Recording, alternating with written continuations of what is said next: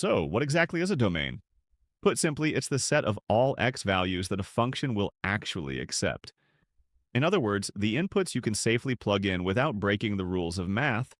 No dividing by zero, no square roots of negatives, just the values that keep the function alive and well. The moment you try something illegal, like dividing by zero or sneaking a negative under a square root, the function shuts down. And your math teacher? Well, he will probably freak out. That's why understanding domains is so important. They tell you exactly where a function exists and where it doesn't.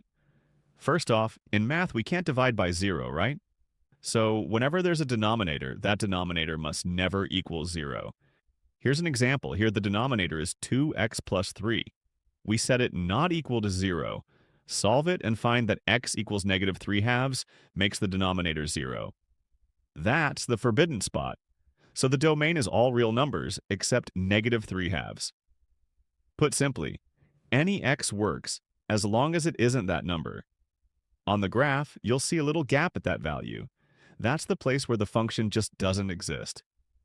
Remember, when the function isn't defined at a number, that number does not belong in the domain. Polynomials rule. Now, good news.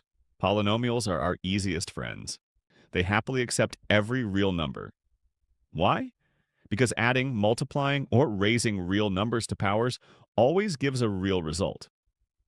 Take f of x equals 2, x minus 1. No denominator, no square root, no tricks. Just a straight line. Any real x works. So the domain is all real numbers, from negative infinity to positive infinity.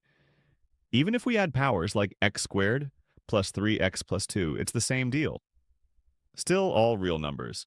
In fact, every polynomial, no matter how fancy, lives across the entire real line.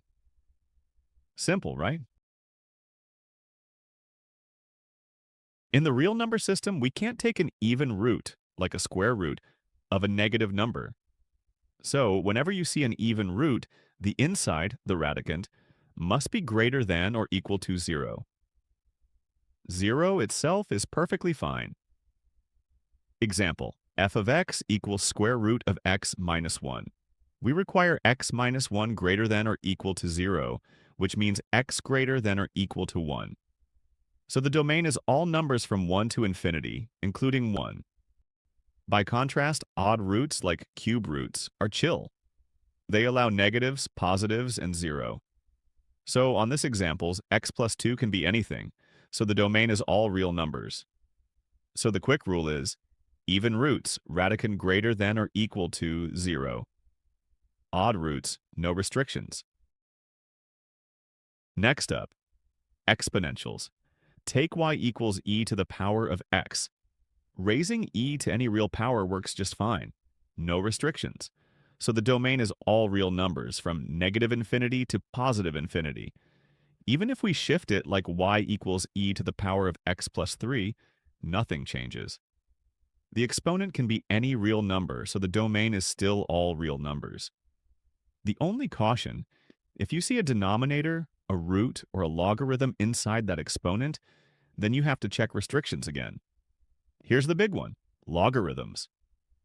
For y equals the natural logarithm of x, the input must be strictly greater than 0, so the domain is all x greater than 0.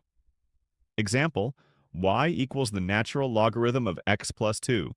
We require x plus 2 greater than 0, so x greater than negative 2. That's it. The rule is simple. For logs, the input has to be positive. 0 and negatives are forbidden. What if we combine conditions? Example, f of x equals 1 divided by the square root of x minus 1. Two things happen here. 1, from the square root, x minus 1 greater than or equal to 0, so x greater than or equal to 1. 2, from the denominator, the root itself cannot be 0, which happens at x equals 0, 1. Put together, x greater than 1. So the domain is all real numbers greater than 1. Another tricky one, natural log of the square root of 2x minus 4. Step 1. The square root requires 2x minus 4 greater than or equal to 0, so x greater than or equal to 2. Step 2.